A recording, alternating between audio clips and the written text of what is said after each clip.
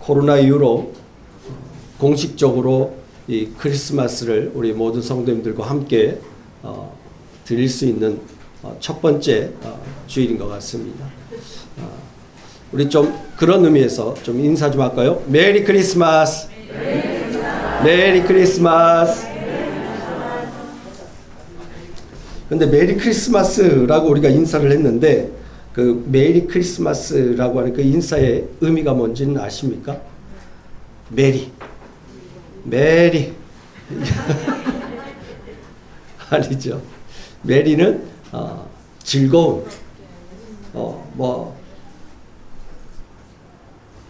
유쾌한, 이런 뜻이에요. 그래서 메리 그리스도.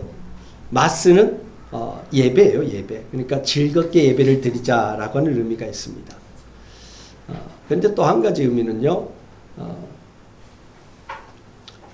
이 메리의 히브리어 원어를 찾아보면 이 기원하다라고 하는 그런 의미가 있습니다. 그러니까 무슨 의미냐면 당신도 예수 그리스도를 만나서 예배하기를 기원합니다. 그러니까 당신도 예수 그리스도, 우리의 구원자 되신 그리스도를 만나기를 원합니다. 라고 하는 거예요. 메리 크리스마스 하면 그냥 즐거운 성탄절이 아니라 그 속에는 당신도 그 구원자 그리스도를 만나길 기원합니다. 바랍니다. 라고 하는 인사예요. 오늘 이 예배 속에서 우리의 구원자 되신 그리스도를 만나기를 주님의 이름으로 축복합니다. 메리 크리스마스. 작년에는 명동에 신세계 백화점이죠. 거기에 이 매지컬 홀리데이즈라고 하는 그 테마를 가지고 LED 이 전등을 140만 개 그걸 달았어요. 그래가지고 그것으로 인해서 여러 가지 광고도 하고 홍보도 하고 또 여러 가지 어떤 영상 쇼를 제공을 했습니다. 그래서 많은 사람들이 그걸 보기 위해서 구름대같이 몰려들었죠. 어제도 보니까 어김없이 그곳에는 많은 사람들이 몰려들었습니다. 그 이유가 각양각색입니다. 성탄절 기분을 느끼기 위해서요. 또 어떤 사람은 사람을 구경하기 위해서요. 라고 하는 사람도 있더라고요. 그게 인터뷰에 그렇게 나왔다는 것도 재밌더라고요. 오늘 어떻게 명동권에 나오셨습니까? 그러니까 사람 구경하러요. 참 그것도 웃긴 거죠. 많은 사람들이 자기를 즐기기 위해서, 자기를 즐겁게 하기 위해서 성탄절을 맞이합니다. 어찌 보면 교회보다 세상이 더 크리스마스를, 성탄절을 더 반갑게 여기고 기쁘게 여기고 어서 그날이 왔으면 하는 바람을 갖고 기대하는 것 같습니다. 그 이유가 뭡니까? 장사하는 사람들은 대목이죠. 돈을 많이 벌기 위해서. 또 어떤 사람은 그냥 파는 사람은, 술 파는 사람들은 열심히 부어라 마셔라. 이때가 기회다. 그래서 어떤 글을 보니까 메리 크리스마스라고 하는데 이 메리 크리스마스, 메리를 기쁘다, 유쾌하다 라고 이렇게 표현하기도 하지만 좀 더 이것저것 라틴어까지 찾아가면서 설명을 해놓은 거 보니까 약간 술에 취한 그런 의미도 갖고 있대요. 그러니까 몽롱한 상태. 그리고 맨 마지막에 뭐라고 하냐면 술에 취한 것처럼 그렇게 기분 좋게 크리스마스를 맞이합시다 라고 이야기를 하더라고요. 참 사람들이 다 자기의 유익되어지게끔 이 크리스마스를 해석해내는 모습을 바라봅니다. 그러나 실질적으로 그리스도께서 이 땅에 오신 이 성탄절은 그런 의미가 아니라는 겁니다. 너나 나나 즐거우면 끝. 그런 의미를 갖고 성탄절을 맞이해서는 안 된다는 것이죠. 예수 그리스도께서 이 땅에 오신 이유, 하나님께서 이 땅에 그리스도를 보내신 이유를 우리가 알아야 되는 겁니다. 그래서 마태복음 1장에서도 그냥 예수라고 하는 한 사람을 이 땅에 보낸 걸로 이야기하는 것이 아니라 그리스도라 하는 예수로 이렇게 이야기합니다. 그리스도가 뭐예요? 구원자입니다. 메시아, 구원자예요. 이 땅에 구원자로 오신 분이시지 막연하게 우리에게 무언가를 주어서 우리의 마음을 즐겁게 하고 행복하게 하기 위해서 오신 분은 아니라는 겁니다. 그래서 예수라고 하는 그 이름 속에 뭐가 있어요? 저희 죄에서 자기 백성을 구원할 자. 그 죄 가운데서 자기 백성을 구원할 자로 오신 분이 예수 그리스도라고 하는 겁니다.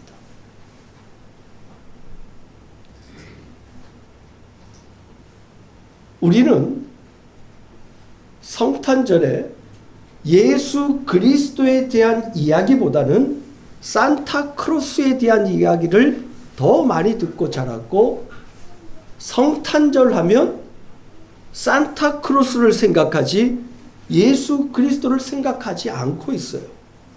매스컴에서도 예수 그리스도에 대해서 이야기하는 것이 아니라 산타크로스에 대해서 이야기해요. 왜요? 예수 그리스도는 세상 사람들에게는 별로 유익한 이름이 아닙니다. 그런데 산타클로스는 뭐예요? 울면 안 돼. 울면 안 돼. 왜요? 울면은 산타 할아버지가 선물 안 준대.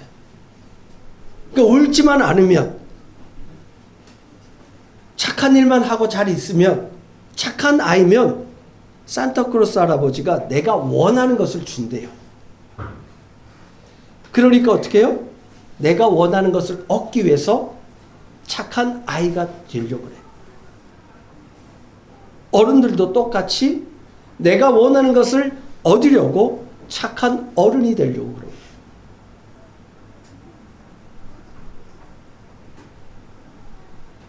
성경에서 말씀하고 있는 예수 그리스도는 내가 원하는 것을 주시기 위해서 오신 분이 아니에요. 우리는 그걸 바라지도 않았어요. 아니, 그게 왜 나에게 필요한지도 몰랐어요. 내가 왜 구원자 되신 그리스도가 나에게 오셔서 나를 왜 죄 가운데서 건져 주어야 하는지, 내가 왜 죄인인지 인식조차 하지 못하고 살아갔던 자들입니다.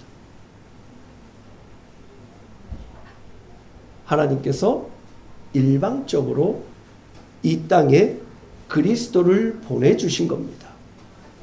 그리고 그리스도를 통하여서 자기 백성을 구원해 내신 것입니다. 왜요? 이 세상이 죄로 가득 차 있다는 겁니다. 아니, 이 세상이 다 죄라고 말씀하고 있어요. 죄와 완전하게 딱 붙어서 죄하고 동일시 되어지는 것이 이 세상의 모습이고 이 세상의 모든 사람이라고 말씀하고 있습니다. 그래서 빛이 어둠에 비침에 어둠이 깨닫지 못하였더라라고 합니다. 즉 죄인에게 너가 죄인이라고 할 때 그 내가 무슨 죄를 지었는지, 내가 왜 죄인인지를 인식하지 못하며 그냥 죄 가운데서 살아가는 것이 세상의 모습이라는 것입니다. 나라고 하는 존재가 어떻게 이 땅에 태어나게 되었는지, 나라는 존재가 어떠한 자인지 전혀 인식하지 못하고 단순히 나를 위해서, 나를 즐겁게 하기 위해서만 살아가고 있더라는 겁니다. 이게 세상입니다. 이게 실상 우리의 모습이기도 합니다. 그런데 하나님께서는 그렇게 하면 너희들은 이 땅에서 죽어라고 말씀하시는 거예요. 너희는 이 땅에서 멸망당해 라고 말씀하시는 거예요. 예수님께서 이 땅에 오신 것은 바로 그것을 말씀하시기 위해서 오신 거예요. 너희들은 이 땅에서 이렇게 살다가는 죽는 거야 라고 말씀하시기 위해서 오신 거예요. 그러니 예수님께서 이 땅에 오시는 것을 기뻐하실까요? 안 기뻐해요. 오늘 아침에도 우리가 새벽에도 말씀을 나눴는데 동방 박사가 별을 보고 아기 예수가 탄생하신 그곳을 향해서 갑니다. 그런데 공교롭게도 예루살렘 쪽에 가서 그 별이 보이지 않는 거예요.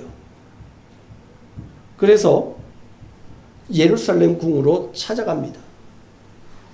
그곳에는 당시의 유대 왕인 헤롯 왕과 대제사장과 서기관들, 당시의 유력한 자들이 다 그곳에 있습니다. 그곳에서 가서 이야기합니다. 유대 왕이 어디 계시냐? 아니 눈앞에 유대 왕인 헤롯 왕이 앞에 있는데 유대 땅에 왕이 나셨다고 하는데 그 왕이 어디 계시냐라고 하는 거예요. 그 의미는 뭐냐면 지금 너가 왕이지만 너는 왕이 아니다라고 선포해 버리는 거예요. 그러자 헤롯과 그 왕궁과 예루살렘이 소동이 일어났다고 이야기합니다. 그 이야기는 뭐예요? 이 세상의 모든 왕들, 이 세상의 모든 것들이 다 아니다라는 거예요. 하나님이 인정하시는 것이 아니라고 선포해 버리는 거예요. 그리고는 뭐라고 말씀하십니까? 예수 그리스도, 오직 그분이 이 땅의 진정한 왕이라고 말하고 있는 겁니다. 그리고 그들은 베들레헴으로 가게 되었죠. 그러나 헤롯과 그와 함께하는 자들은 예수 그리스도께서 탄생하신 그 베들레헴으로 한 명도 가지 않습니다. 그리고는 도리어 뭐라고 이야기합니까? 헤롯 왕이 동방 박사에게 야, 너 만약에 그곳을 찾거든 다시 돌아와서 어디에 있는지, 어디에서 탄생했는지 우리에게 알려달라. 우리가 가서 경배하겠다라고 이야기합니다. 그런데 정말 그러기 위해서 가나요? 아니었죠.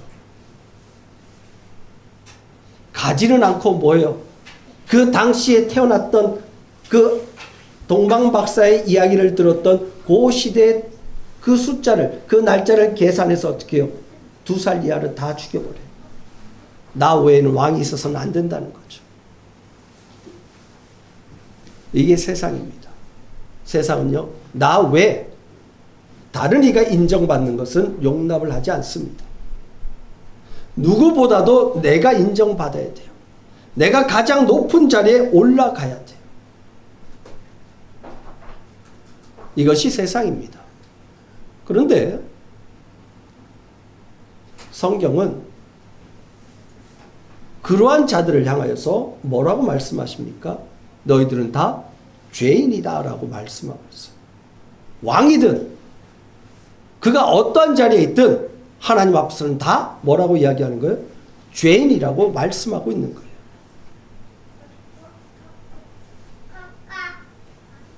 그래서 성경에 보면, 마태복음에 보면 족보에 대해서 쭉 기록을 하고 있어요. 그런데 그 족보에 누구는 왕이었다, 누구는 신하였다, 혹은 누구는 가난한 지역에서 살았다, 태어났다, 이런 얘기 하나도 없어요. 그냥 사람 이름만 쭉 기록을 하고 있습니다. 그리고 마지막에 그리스도라고 하는 예수가 태어났음을 선포하고 있어요. 그러니까 그 이전에, 예수 그리스도 이전에 태어난 모든 자들은 아무리 그가 신분이 뛰어나고 혹은 또 신분이 낮다 할지라도 그건 아무 상관없이 다 뭐라는 거예요? 죄인이라는 거예요. 하나님 앞에서 다 죄인이라는 거예요. 그런데 그들을 구원하기 위해서 누가 태어났다는 거예요? 이 땅에 오셨다는 거예요? 그리스도라 하는 예수가 오셨다고 말씀하고 있는 거예요. 오늘 본문에서도 너희를 위하여 그리스도가 나셨다. 너희를 위하여 그리스도가 이 땅에 오셨다고 말씀하고 있어요. 구원자가 오셨다는 거예요. 우리에게 선물 주러 오신 분이 아니라 큰 가방에다가 우리에게 필요한, 우리가 원하는 것들 한가득 그냥 짊어지고 오셔서 우리 이름 부르며 선물 나눠주시러 오신 분이 아니라는 겁니다.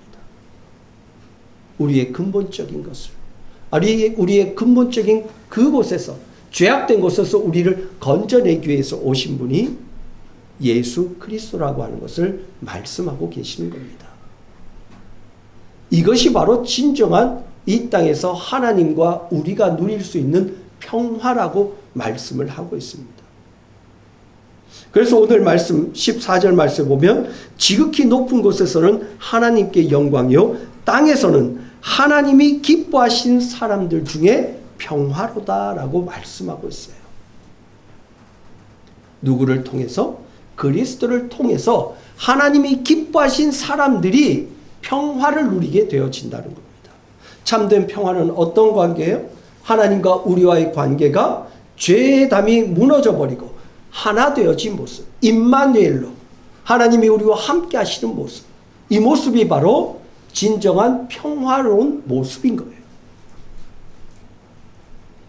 얼마나 이 2022년도 이 전쟁의 소문으로 인하여서 전 세계가 다 그냥 모든 것이 다 침체되어졌어요. 그래서 산타크루스에게 편지했던 그 편지의 대부분의 이야기가 뭐였냐면 이 세상이 좀 진정됐으면 좋겠습니다 라고 편지가 왔대요.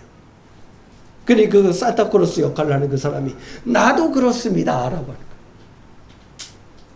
자기는 그럴 능력이 없는 거예요. 바라고 소원하는 거예요. 오늘 이 땅에 진정한 평강의 왕으로 오신 분이 그리스도 예수이십니다. 왜 이 땅에 그리스도께서 오셨는지를 생각해 보아야 합니다. 나에게 정말 그분이 필요한 분이신지를 다시 한번 생각해 보아야 해요. 정말 여러분들에게 그리스도 예수가 필요하십니까? 정말 그분이 나에게 정말 소중한 분으로 여겨지십니까? 내가 원하는 것을 주시지 않는다 해도, 내가 바라는 것을 채워지지 않는다고 해도 정말 그분이 나에게 가장 소중한 분인 것 맞습니다.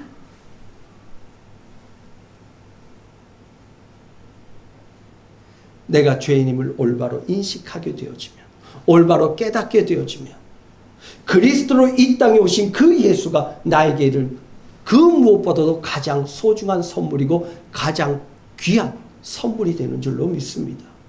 여러분들에게 가장 귀한 선물은 무엇입니까? 내가 원하고 바랬던 것이 이루어진 것이 가장 귀한 선물입니까? 아니면 오늘 그리스도께서 이 땅에 너희를 위하여 구주가 나셨으니 그리스도 주신이라고 하는 그 그리스도께서 오늘 우리에게 오신 것이 진정한 선물입니까? 바라기는 세상 사람들과 같이 나에게 주어진 것으로, 내가 원하는 것이 이루어지는 것으로 기뻐하고 즐거워하는 성탄절이 아니라 너희를 위하여 구주가 나셨으니 그리스도 주시니라 라고 하는 이 성경, 이 말씀이 나에게 귀한 선물이고 나에게 가장 값진 선물이고 그리고 나에게 영원한 선물임을 고백하며 주님께서 이 땅에 오신 이 날을 기뻐하며 감사할 수 있기를 주님의 이름으로 축복합니다. 기도하겠습니다.